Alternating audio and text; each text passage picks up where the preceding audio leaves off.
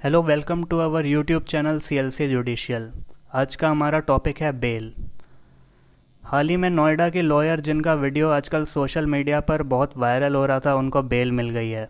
तेलंगाना के MLA T Raja Singh को भी उनको अरेस्ट के कुछ ही घंटों बाद बेल मिल गई थी। तो क्या है बेल का कानून? बेल से रिलेटेड प्रोविजंस हमारे कोड ऑफ क्रिमिनल प्रोसीजर 1973 या इन शॉर्ट CRPC में दिए गए हैं। ऑफेंसेस या अपराध दो तरह के होते हैं, एक होते हैं बेलेबल ऑफेंस और दूसरे नॉन बेलेबल ऑफेंस। CRPC के सेक्शन 2 क्लॉज A में बताया है बेलेबल ऑफेंस वो ऑफेंस हैं जो CRPC के फर्स्ट शेड्यूल में बेलेबल बताए गए हैं या किसी और कानून में बेलेबल बताए गए हैं, और बाकी सारे ऑफेंस नॉन बेलेबल ऑफेंस होते हैं।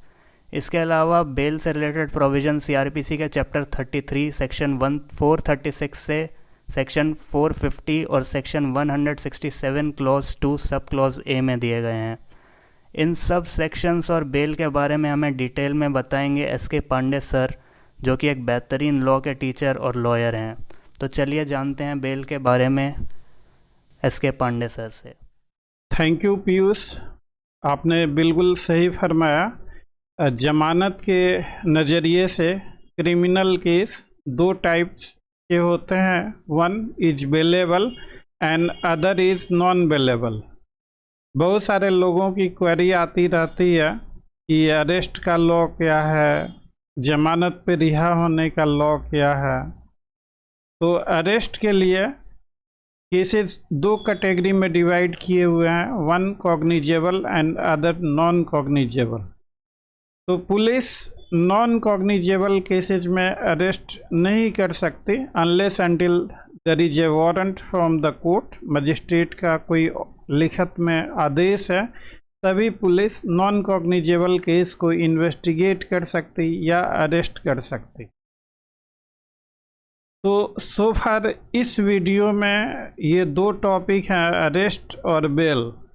तो ये दोनों थोड़े लंबे लंबे टॉपिक हैं। अगर मैं अरेस्ट के बारे में तमाम इंफॉर्मेटिव जानकारी किसी दूसरे वीडियो में बना के बहुत जल्द पेश करूँगा। अभी हम लोग जमानत की बात करते हैं।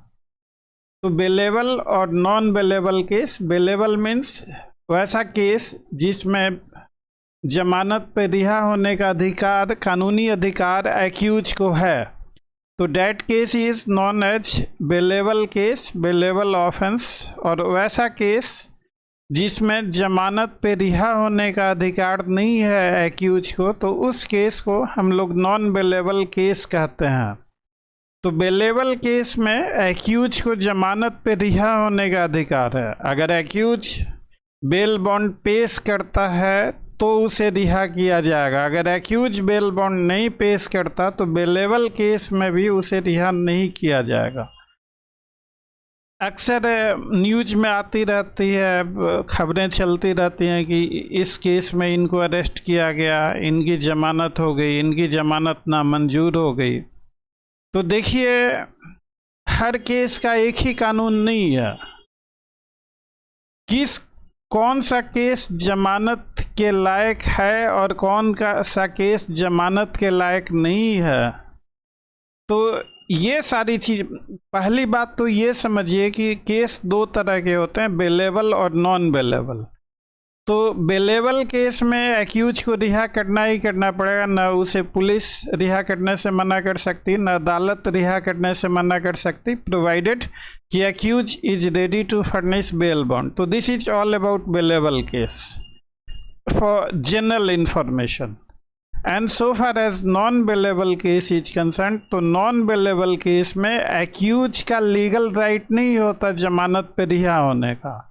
ये अदालत की मर्जी पे, अदालत के डिस्क्रिशन पे डिपेंड करता है कि नॉन बेलेबल केस में एक्यूज को रिहा किया जाए या नहीं किया जाए।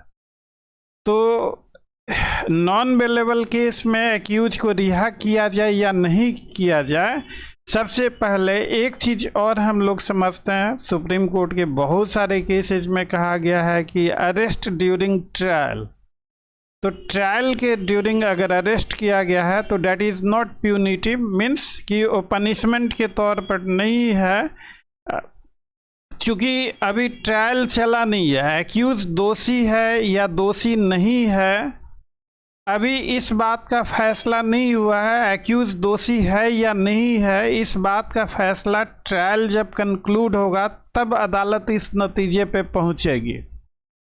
तो अभी एक्यूज पे सिर्फ आरोप है। क्रिमिनल लॉ का मेजर थ्योरी है कि there is presumption of innocence until the guilt is proved. जब तक जुर्म साबित ना हो हर कोई निर्दोष है, चाहे कोई कितना भी बड़ा क्रिमिनल क्यों ना हो, उसका जब तक जुर्म साबित नहीं होता तब तक कानून की नज़रिए में वो निर्दोष है। तो आरोप के आधार पे एक्यूज को गिरफ्तार किया जाता है, अदालत के सामने प्रस्तुत किया जाता है। तो अदालत जमानत देते वक्त किन किन बातों को ध्यान में रखेगी, उन चीज़ों पे हम लोग एक शॉर्ट चर्चा यहाँ पे करेंगे। कि पहली बात कि केस का फैक्ट्स क्या है, आरोप क्या क्या लगे हैं, वो आरोप प्राइमा फेसाई कितने वजनी हैं, कितने पुख्ता हैं या कितने बेबुनियाद हैं। अगर वो आरोप पुख्ता हैं और वजनी है, बेबुनियाद नहीं है, तो फिर एक्यूज को जमानत लेने में काफ़ी परेशानी हो सकती है। दूसरी चीज़ देखा जाता है नेचर ऑफ क्राइम।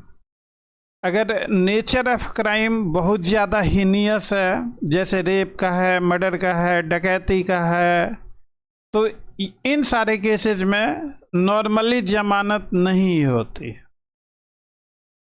ऐसा भी नहीं है कि इन केसेज में जमानत नहीं होती। अब जैसे मर्डर का ही केस है, आई विटनेसेज हॉस्टाइल हो गए तो केस में कुछ है ही नहीं, तो जमानत कौन पूछ रहा हो, तो बाइज्जत बरी होगा।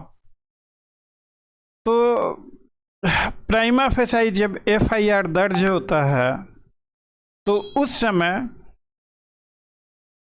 मुख्य आरोप क्या है, एफआईआर में एक्यूज का नाम है या नहीं है। अब सारे एफआईआर में एक्यूज का नाम नहीं भी हो सकता है। अब किसी अननोन आदमी ने ऑफेंस किया, एक्यूज का नाम ही नहीं पता है, तो कैसे एफआईआर में नाम आएगा।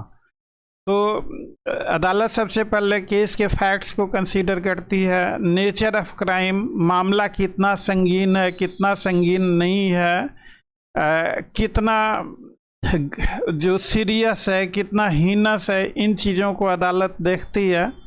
फिर एक्यूज कितने दिनों से कस्टडी में है, ये भी चीज़ कंसीडर की जाती है। अगर एक्यूज को रिहा किया जाए तो क्या प्रोसिक्यूशन विटनेसेस को खतरा है या नहीं खतरा है, या क्या एक्यूज टैम्पर विथ इन्वेस्टिगेशन कर सकता है, नहीं कर सकता है।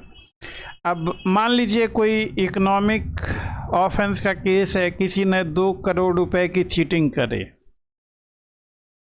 2 करोड़ या 50 करोड़, ये एक्यूज है और ये आदमी विक्टिम है।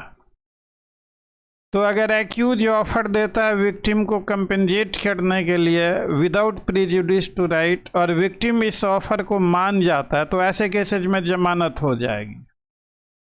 तो जस्ट मैं एक एग्जांपल के केस में बता रहा हूँ। फाइनेंशियल ऑफेंसेज के केस में ऐसा भी देखा जाता है कि फाइनेंशियल ऑफेंसेज जो लॉस पार्टी का हुआ, या तो विक्टिम पार्टी से थोड़ा बहुत कुछ कंप्रोमाइज कि इतना कंपेंसेशन दे रहे हैं unconditional without prejudice to right, और विक्टिम पार्टी राजी है, तो ऐसे केस में जमानत हो सकती है। ये फिर कस्टोडियल इंटरोगेशन की ज़रूरत है, नहीं ज़रूरत है, एक्यूज का कोई क्रिमिनल बैकग्राउंड है या नहीं है, तो इन तमाम चीज़ों को अदालत ध्यान में रखते हुए जमानत देती है। अभी हाल फिलहाल में थोड़े दिन पहले न्यूज में था, नोएडा की कोई महिला थी किसी अपार्टमेंट में सिक्योरिटी गार्ड के साथ, सोशल मीडिया पे उनका वीडियो भी वायरल हुआ था। सिक्योरिटी गार्ड के साथ उन्होंने मिसबिहेवियर किया, और जो भी सोशल मीडिया पे न्यूज आई उसके मुताबिक, और ये भी सोशल मीडिया पे न्यूज आई कि उन्होंने शराब भी पी रखी थी। तो क्वेश्चन इज़ दिस कि कानून की नज़रों में हर मिसबिहेवियर एक ऑफेंस नहीं है।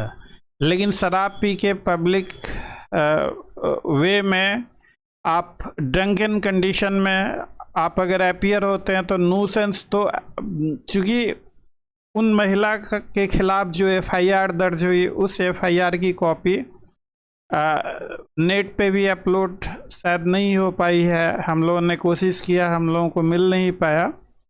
तो प्राइमा फेसाई ये देखने से कि वो अपराध छोटे लेवल का अपराध बनता है और वैसे अपराध में अदालत जो है जमानत दे सकती है।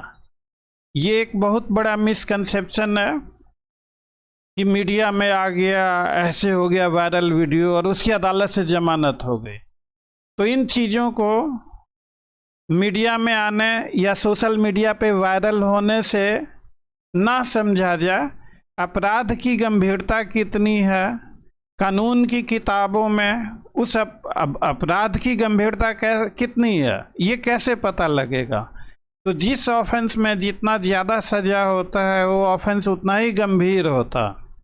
अभी मैक्सिमम सज़ा फांसी की सज़ा है, उम्र कैद की सज़ा है, 10 साल की सज़ा, 7 इयर्स की सज़ा, 3 इयर्स की भी सज़ा है। डिफरेंट सज़ा है, different statutes and different provisions में। तो प्राइमा फेसाई वो देखने से तो ऐसा लगता है कि एक तो महिला है और थोड़ी बहुत उन्होंने मिसबिहेवियर किया तो अदालत का नॉर्मली लेनिएंट रुख होता है और ऐसे केसेज में नॉर्मली जमानत हो जाती है। अभी थोड़े दिन पहले एक बीजेपी एमएलए का भी इशू था, टी रजा। उन्होंने कुछ रिमार्क्स पास किए थे और उनके खिलाफ भी मुकदमा हुआ था, इंसाइटिंग कम्युनल एनमिटी, अमन चैन खराब करने का। तो देखिए उसमें भी एमएलए हैं, प्रतिष्ठित पद पे हैं, उनके भागने का कोई चांस नहीं है। अदालत ऐसे केसेज में सशर्त उन्हें रिहा कर सकते और उन्हें रिहा भी किया गया कोर्ट में। सोशल मीडिया पे काफ़ी हंगामा मचा, ये ऐसे केसेज में रिहा कर दिया गया। तो इसी चीज़ को समझाने के लिए ये वीडियो बनाया गया है कि हर अपराध को एक नज़रिए से नहीं देखना है कि मीडिया में आ गया या सोशल मीडिया में आ गया तो ऐसे अपराध में जमानत नहीं होनी चाहिए। अपराध 2 तरीके के बनाए हुए हैं, एक जमानती और एक गैर जमानती। तो जमानती अपराध में एक्यूज का राइट है और गैर जमानती अपराध में अपराध की सज़ा कितनी है। एक्यूज को अगर जमानत पे रिलीज किया जाता है तो क्या एक्यूज के भागने के चांसेज हैं या नहीं हैं, एक्यूज कोई रेस्पेक्टेबल पर्सन और रिस्पॉन्सिबल पर्सन है या नहीं है, एक्यूज को जेल में रखने से क्या फ़ायदा होगा और एक्यूज को जेल में नहीं रखने से क्या नुकसान होगा। तो इन सारे चीज़ों को तराजू पे तौल कर, कहने का मतलब कि इन सारे चीज़ों को ध्यान में रखते हुए ही अदालत किसी नतीजे पे पहुंचती है। तो और ख़ासकर जो फ्रेश लॉ ग्रेजुएट्स हैं जो वकालत कर रहे हैं तो उनके लिए कुछ टिप्स कि जब भी आप जमानत के लिए अप्लाई करें तो आप सबसे पहले केस के फैक्ट्स को, एफआईआर को पढ़ें। चार्जशीट फाइल हो गया है तो पीडब्ल्यूज के बयान क्या हैं उन चीज़ों को देखें। ग्रेविटी और सीरियसनेस ऑफ ऑफेंस को देखें। क्या जिस केस में आप जमानत के लिए अप्लाई कर रहे हैं क्या उस केस में किसी को एक्यूज की जमानत पहले से हो रखी है या नहीं हो रखी है। अगर किसी को एक्यूज की जमानत हो रखी है तो उसका केस क्या था जिसकी जमानत हो रखी है और आपका केस क्या है, दोनों में कितना डिफरेंस है।